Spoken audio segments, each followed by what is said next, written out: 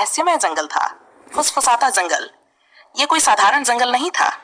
यहाँ पेड़ बातें करते थे, जानवर बोलते थे और हवा में कहानियां तैरती थीं। एक ठंडी सुबह जब औस जमीन पर चमक रही थी और धुंध में सूरज की किरणें झिलमिला रही थीं, एक छोटा लोमड़ी का बच्चा फैन पेड़ों के बीच से दौड़ता हुआ निकला। उसकी आंखों में चमक थी और दिल में जिज्ञासा। आज उसका एक मकसद था। महान ओक वृक्ष, जो इस जंगल का सबसे पुराना और बुद्धिमान रक्षक था, अचानक शांत हो गया था। वो केवल चुप नहीं है, धीमी आवाज में बोली ली, जो हमेशा उसकी शाखाओं पर सोती थी। ऐसा लगता है जैसे वो खुली आंखों से सो रहा हो। किसी ने कभी ऐसा नहीं देखा था।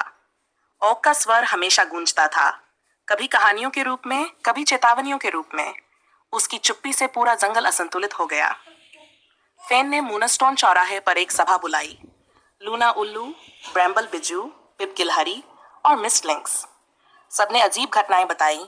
नदियां उल्टी बह रही थीं, तारे अचानक गायब हो जाते थे और चिड़ियां अपनी बोलियां भूल गई थीं। ये सब उस दिन शुरू हुआ जब खाली हवा जंगल में आई, मिस ने कहा। एक साया जो धुएं की तरह चलता है पर कहीं का नहीं लगता।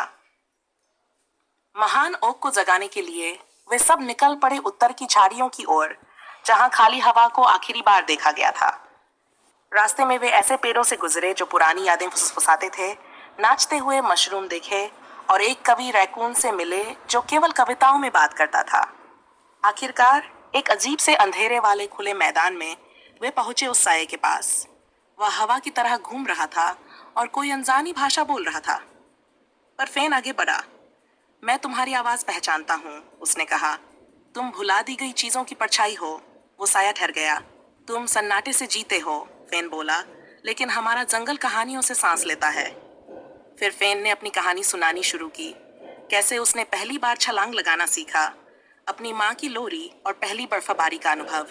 एक एक कर सबने अपनी बातें बताईं। हर कहानी के साथ साया छोटा होता गया और फिर एक सुनहरी धूल बनकर उड़ गया। महान ओक जाग गया। उसकी पत्तियां फड़फड़ाईं और एक भारी आवाज गूंजी। तुम सबने जंगल को फिर से जगा दिया है।